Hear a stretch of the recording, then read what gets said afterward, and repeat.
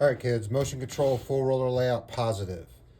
You're still gonna need an axis angle, so what we're doing, we're dealing with ball track, not the axis, because it's basically the same axis for full rollers up or down, but we're using the whole circumference of the ball.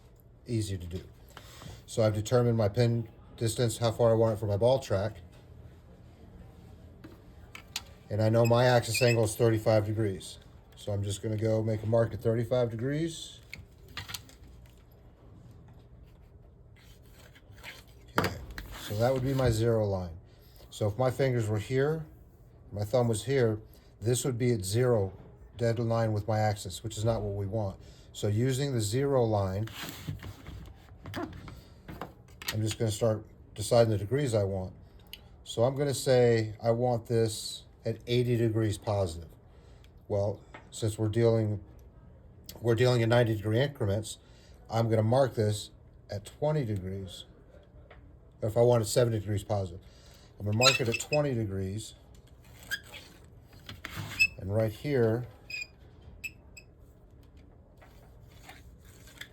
this line here becomes the center of the grip. You can see that, okay?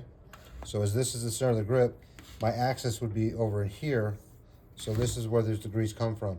Now the reason it's actually 70 and when it's in motion is because the ball track is going this way, right? And as the ball track goes this way, I've got 70 degrees of angle, even though we mapped it at 20. I've got 70 degrees of angle between the initial rotation of the ball and the mass bias indicator. So that's as simple as it is to map out a full roller, a positive layout. Just base everything off the ball track. I'm not as concerned with getting off the axis because all of our balls are going to roll right there anyway. So give that a shot.